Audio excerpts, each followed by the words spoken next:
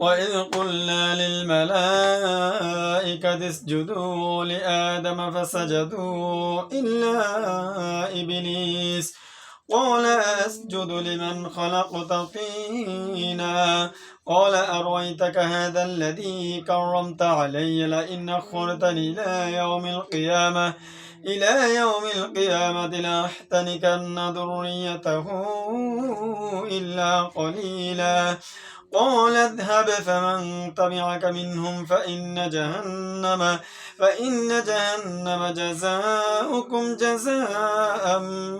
موفورا واستفزز من استطعت منهم بصوتك واجلب عليهم بخيلك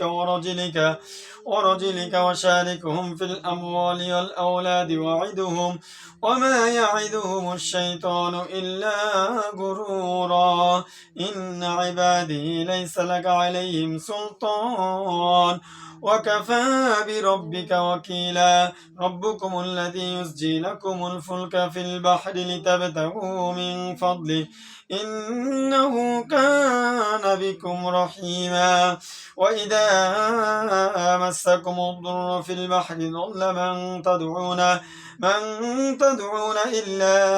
إياه فلما نجاكم إلى البر أعرضتم وكان الإنسان كفورا أفأمنتم أن يخسف بكم جانب البر أو يرسل عليكم حاصبا ثم لا تجدوا لكم وكيلا أم أمنتم أن يعيدكم فيه تارة أخرى فيرسل عليكم قاصفا من الريح فيغرقكم بما كفرتم ثم لا تجدوا لكم علينا به تبيعا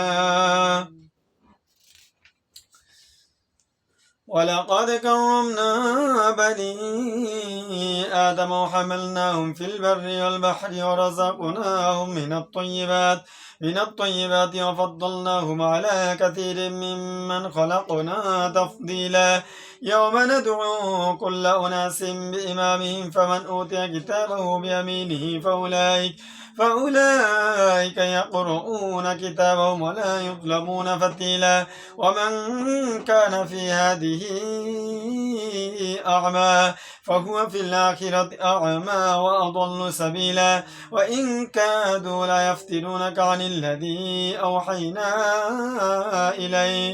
إليك لتفتري علينا غيره وإذا لاتخذوك خليلا ولولا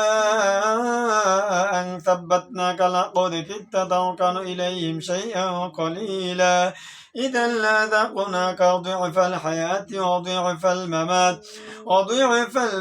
ثم لا تجد لك علينا نصيرا وإن كادوا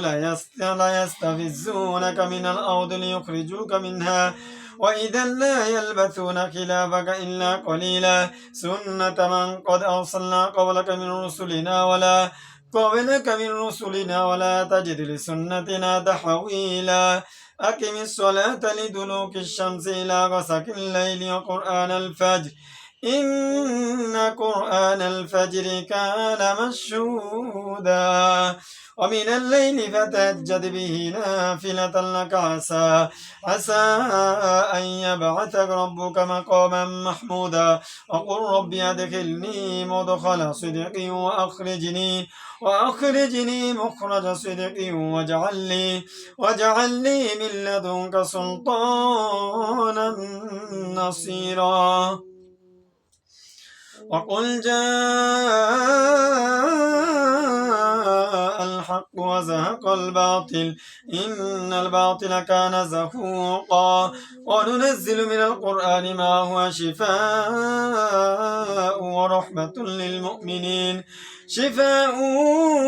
ورحمة للمؤمنين ولا يزيد الظالمين إلا خسارا وإذا أنعمنا على الإنسان أعرض عنها بجانبه وإذا مسه الشر كان يئوسا قل كل يعمل على شاكلته فربكم أعلم بمن هو أهدى سبيلا ويسألونك عن الروح قل الروح من أمر ربي وما أوتيتم من العلم إلا قليلا ولئن شئنا لنذهبن بالذي أوحينا إليك ثم لا تجد لك به علينا وكيلا إلا رحمة من ربك إن فضله كان عليك كبيرا كل إن اجتمعت الإنس والجن على أن يأتوا بمثل هذا القرآن لا يأتون بمثله ولو كان بعضهم لبعض ظهيرا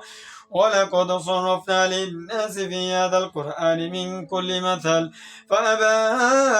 أكثر الناس إلا كفورا وقالوا لن نؤمن لك حتى تفجر لنا من الأرض ينبوعا أو تكون لك جنة من نخيل وعنب فتفجر الأنهار خلالها تفجيرا أو تسقط السماء كما زعمت علينا كسفا أو تأتي بالله والملائكة قبيلا من عندك